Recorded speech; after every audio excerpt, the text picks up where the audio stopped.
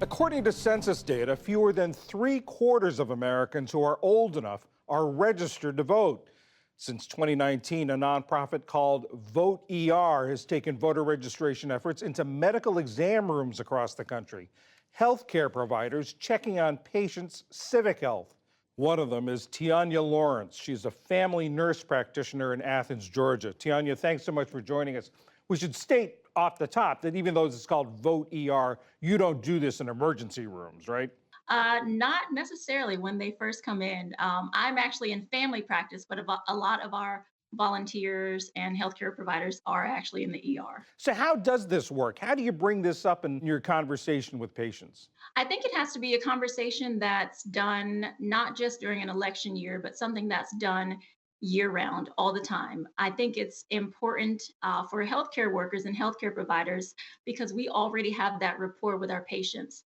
When you come into our offices, our clinics, our hospitals, we're already asking you very invasive questions already: sexual history, smoking, do you drink? And so I think it's important to implement that extra question in there. Do you drink? Do you smoke? Are you registered to vote?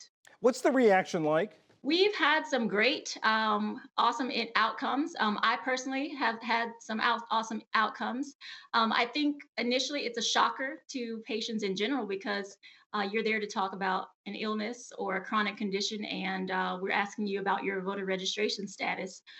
It's been very well received, and anytime I have any patient that seems a little bit puzzled, I always pause and give my little speech about how civic health is important to your physical and mental health, and how some of the issues that are plaguing you as a patient are things that I can't fix with a speech on diet and exercise, or with a surgery referral, or with a prescription. Give us that speech, a little bit of that speech, if you will. Draw the line for us between civic health and physical and mental health. Absolutely.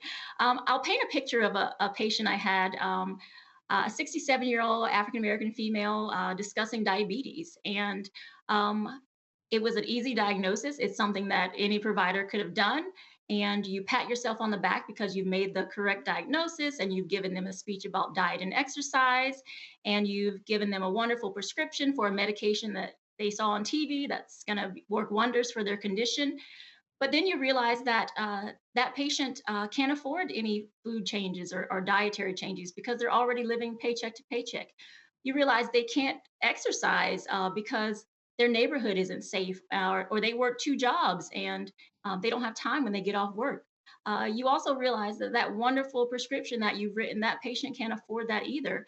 And so that's when we talk about how the social determinants of health, which are things in the environment where people live, work, play, and interact, are directly correlated with their civic health.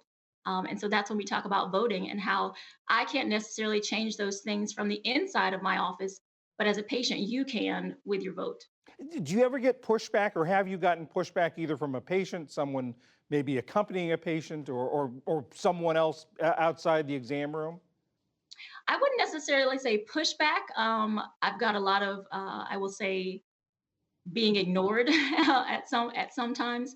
I think when you try to implement it here in certain areas, a lot of people presume partisanship, but the cornerstone of Vote ER is that we are a non-partisan organization. Our job is to make sure that the democracy is reflected best when every voice is heard. And you do see this as an extension of caring for your patient. Absolutely.